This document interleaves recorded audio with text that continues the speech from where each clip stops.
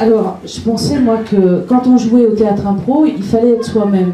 Et si j'ai bien compris, il faut pas être soi-même. Il faut faire autre chose. Alors, bon, moi, comme j'y comprends plus rien, Lénie va nous expliquer comment on fait pour mentir vrai. Alors ça, c'est un drôle de truc. Comment on fait pour mentir vrai sur une scène.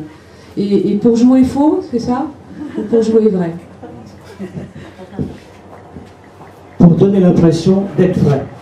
C'est-à-dire de faire entrer le spectateur dans votre univers, dans l'univers comme au théâtre. C'est du théâtre, hein.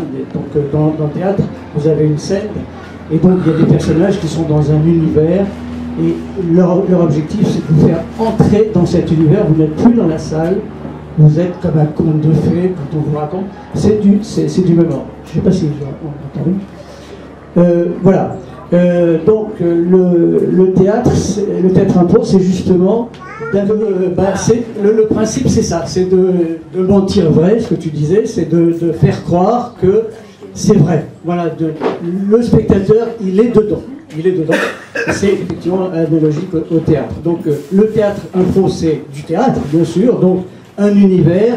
Voilà, c'est un peu la différence avec le théâtre spontané. C'est on va créer des univers qui ne sont pas obligatoirement liés à ce qui se passe dans la salle. Hein. Mais à partir d'un thème, les acteurs vont jouer une scène et vont essayer de vous faire rentrer dedans. Donc ça veut dire jouer à partir de rien. Il faut dire qu'effectivement, le théâtre impro, comme vous ne savez pas ce que vous allez jouer, vous ne venez ni avec décor, ni avec costume. Allô?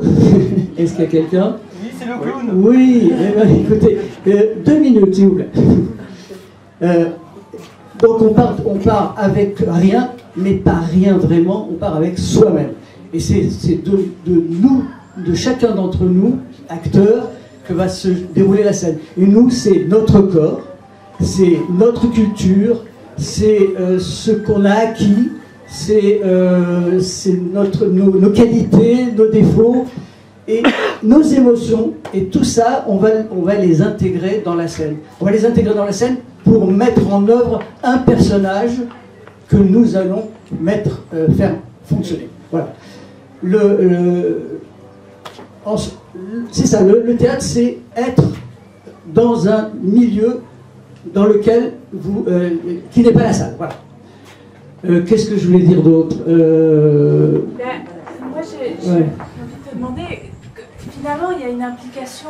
Tout d'un coup, comment tu fais pour accompagner? Par exemple, on montre de son intime. Ce que tu dis, ça part de nous, de nos connaissances, de notre culture. Si tout d'un coup, je suis en train de montrer mon intime à tout le monde et que je me sens mal, comment tu fais avec ça, toi, qui accompagne les personnes? Justement, il faut prendre de la distance. Il faut arriver à prendre de la distance. Et ça prend. C'est justement cette confiance en soi. C'est le travail sur la confiance en soi. Ça me fait effectivement enchaîner sur un aspect du théâtre impro, en tout cas tel que je le pratique moi. Et parce qu'au fur et à mesure des années, je me suis rendu compte de ça, c'est un formidable outil de développement personnel. C'est-à-dire que justement, on vous apprend à jouer avec votre corps et donc utiliser toutes les ressources. Utilisez l'écoute, c'est-à-dire les gens qui sont l'acteur qui est à côté de vous, il va vous dire quelque chose, à laquelle vous vous attendez pas, sûrement. Donc c'est cette capacité de rebondir, donc de se faire confiance.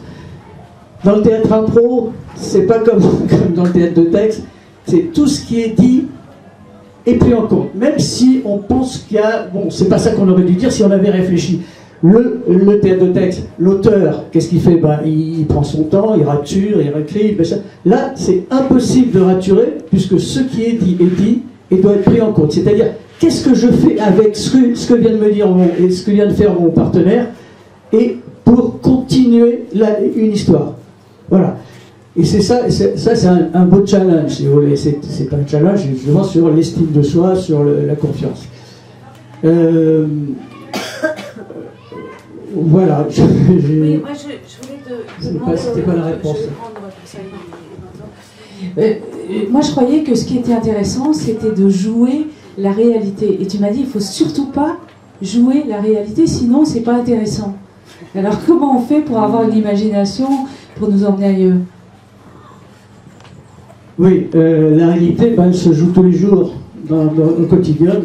Il n'y a aucun intérêt de la jouer. C'est-à-dire que ça va paraître marrant. Elle est parfaite. Hein. D'ailleurs, on improvise dans la vie, c'est ce qu'on fait en général, mais on improvise dans des cadres, dans des cadres conventionnels. Il y a des choses qu'il faut se dire, qu'on peut dire, des choses qu'on ne peut pas dire, parce que c'est pas bien de faire ou de dire des choses.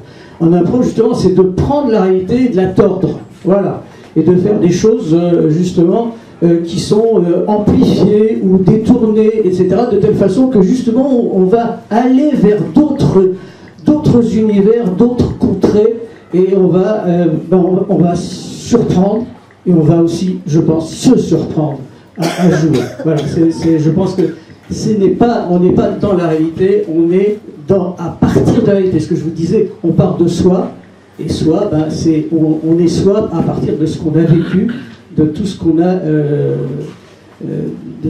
appris. Vous êtes, quand vous êtes acteur de théâtre impro, vous êtes le creuset de tout ce qui va sortir et que vous allez transformer. Voilà.